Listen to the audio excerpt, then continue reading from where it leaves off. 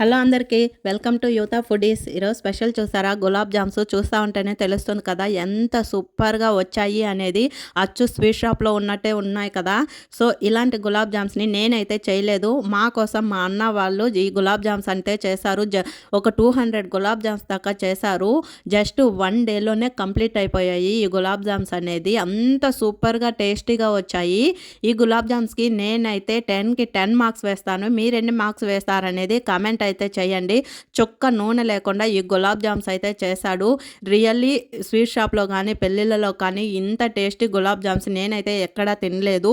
అంత సూపర్గా ఉన్నాయి. ఎలా చేయాలి ఏంటి అనేది ఈ వీడియోలో చెప్తాను. స్కిప్ చేయకుండా లాస్ట్ వరకు అయితే చూడండి.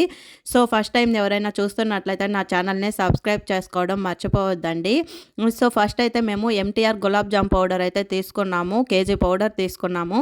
కేజీకి 1/2 లీటరు టోనడ్ మిల్క్ అయితే తీసుకున్నాము. ఇక్కడ ఓన్లీ పచ్చి పాలను మాత్రమే యూస్ చేస్తూ ఉన్నాము. ఇక్కడ పాలని కొద్దిగా వేసుకుంటూ ఇదనే పిండి అనేది మిక్స్ చేసుకోవాలా. ఓన్లీ వేళ్ళతో స్మూత్గా మిక్స్ చేసుకోవాలా. మరి చపాతీ పిండిలాగా గట్టిగా కాకుండా స్మూత్గా మిక్స్ చేసి ఫైనల్గా కొద్దిగా నెయ్యి అప్లై చేసి ప్లేట్ పెట్టి ఒక 10 మినిట్స్ అయితే పక్కన ఉంచాలా.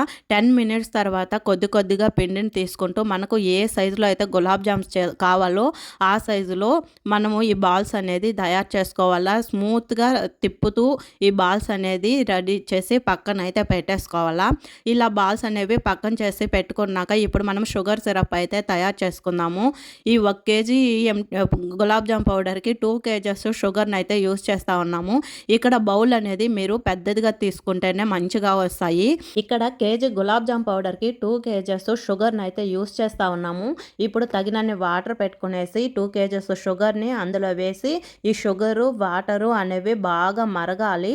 మనకు ఈలోపు పక్కన ఇంకో స్టవ్ మీద పెనం పెట్టేసుకునేసి అందులో కేజీ నెయ్యి అయితే యూస్ చేస్తూ ఉన్నాము. ఇక్కడ నూనె అయితే యూస్ చేయట్లేదు, ఓన్లీ గీతోనే మాత్రమే ఈ గులాబ్ జామ్స్ అనేది తయారు చేస్తూ ఉన్నాము. ఇలా చేయడం వల్ల గులాబ్ జామ్స్ ఫ్లేవర్ అనేది సూపర్గా వస్తుంది.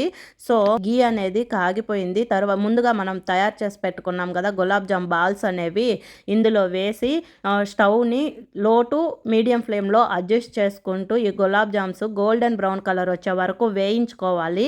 అన్నిటినీ ఇలా వేయించి పక్కన పెట్టుకోవాలి. సో ఈలోపు ఇక్కడ షుగర్ సిరప్ అనేది బాగా మరిగింది. ఇక్కడ ఒక 10 యాలకుల్ని దంచి ఇందులో వేసుకోవడం వలన మనకు గులాబ్ జామ్స్ స్మెల్ అనేది అదిరిపోతుంది. సో ఈ గులాబ్ జామ్స్ స్మెల్ రావాలంటే బాగా ఇంకా వీలైతే మీకు కుంకుమ పువ్వు ఉంటే కొద్దిగా యూస్ చేయండి.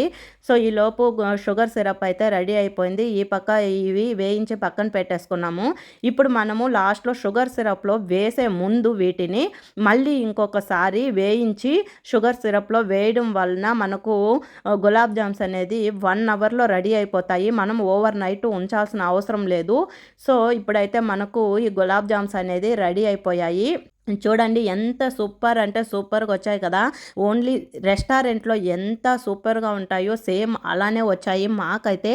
మీరు కూడా ఇలానే ట్రై చేసి ఎలా వచ్చింది ఏంటి అనేది కామెంట్ అయితే చేయండి. మీ ఫ్రెండ్స్కి రిలేటివ్స్కి షేర్ చేయండి.